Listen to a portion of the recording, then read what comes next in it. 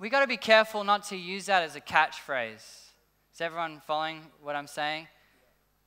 You can use the word grace but know nothing about it. You can say, I'm saved by grace, or it's all about grace, or hey, yeah, like we're just free to just love God. But you've got to understand what undergirds that grace. Why is it about grace? Why can we say we're saved by grace? It's more than just a catchphrase, guys. It's a power. It's more than just words. And so he goes on and uses this analogy, and he says that the law is binding on a person only as long as he lives. So he's saying that law is only on us. The law that is connected to us, that God has put in place, we are only subject to it if that old man is still alive.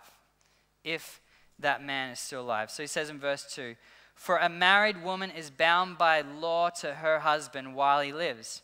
So he's using analogy here.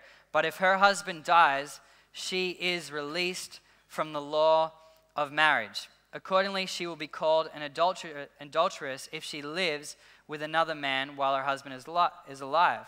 But if her husband dies, she is free from that law, and if she marries another man, she is not an adulteress. So he's basically using the law of marriage, or the contract of marriage, as an analogy with the contract that we have with the moral law that God has put in place and the connection to sin. And so when you're married to sin, that law that God has put in place is binding you to that sin. But when that horrible husband's sin dies, that old life is no longer connected to you. You're free now to marry grace. You're now free to marry Jesus Christ. You're now free to go, you know what?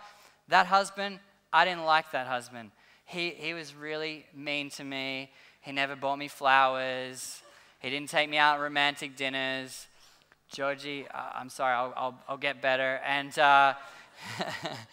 Grace. So you were married to sin, and it was a horrible relationship. I mean, as bad marriages go, it was the worst. You were bound in this situation. You could not get out. There was no power on yourself because the law was binding on that marriage. There's no way to get out of that relationship. And so then he goes on in verse 4, and he says, likewise, my brothers, you also have died to the law through the body of Christ. So we now die to that moral law because Christ has fulfilled it through his sacrifice on the cross. So the law that says, and he's talking about the moral law, there's three major law themes through the Old Testament. You've got the moral law, you've got the ceremonial law, and you've got the civic law. The ceremonial law, which is basically different sacrifices that would cover sins for a year, and a whole bunch of rituals that were put in place for the nation of Israel, is nullified because Jesus fulfilled that. The third law, the civic law, was a law for the nation and how they operated as a nation and their leaders and all that. That was also done away with. It was not something we have to abide by. And so the law that remains is the moral law of God. The law that says we should love God with all our heart and love others as we love ourselves. The 10 Commandments were not done away with. It doesn't mean now grace says that we can go off and covet everything and cheat on our friends and steal and kill and destroy people's lives and go, yay, grace covers me. Is everyone following me here? It's not like, cool, the law is done away with. No, it's more that the law points to our need for a saving grace to fulfill that for us. You can't fulfill the law of God, his holy, righteous, good law.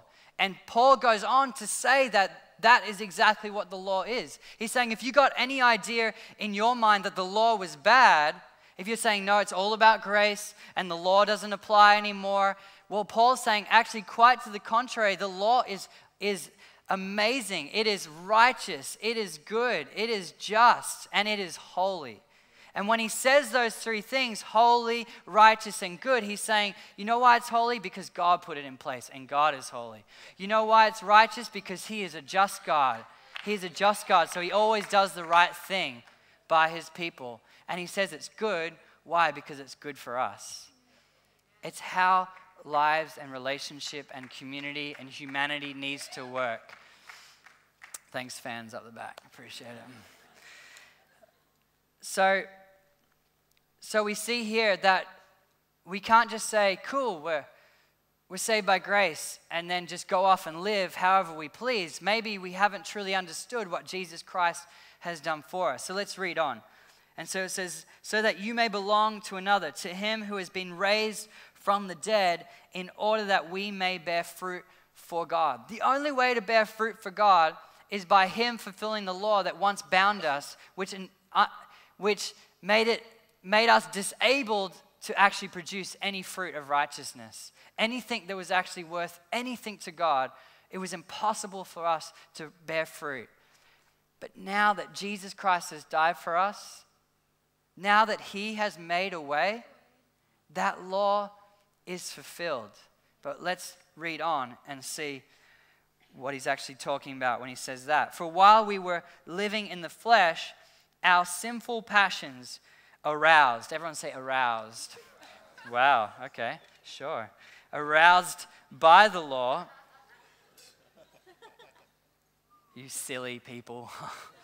Aroused by the law, were at work in our members to bear fruit for death. So that's a confusing statement because it sounds like the law has aroused us to sin. It's kind of like when you come in contact with God, all of a sudden you're like, oh, I want to sin. But isn't it kind of true when your parents said, don't eat the last cookie, as a kid, you ate the last cookie. But if you didn't know there was a last cookie, you wouldn't have eaten it. Well, some of you would have found it, but like, look at Genesis 2 and Genesis 3. God said you can eat from every tree except that one. And then the enemy, through the serpent, aroused in them, provoked them through the law and said, hey, he's trying to block you out from something that's really powerful. And all of a sudden they were provoked and aroused by the awareness of something they couldn't do, which is the law. And so it wasn't that the law made us sin, it made us aware of how sinful we are. I'll say that again. The law didn't make us sin, it made us aware of how sinful we are. So when you met Christ, before that you probably were having a really happy life. Things probably, I mean, obviously a lot of you saved from horrible situations, but many of you may be like, you know what, I'm thinking about going back. It was heaps easier and I didn't really feel certain feelings of shame and guilt that I feel now. What's the deal with that, Josh? Well, the thing is, you've come in contact with an almighty, holy God that reveals your need for his saving grace.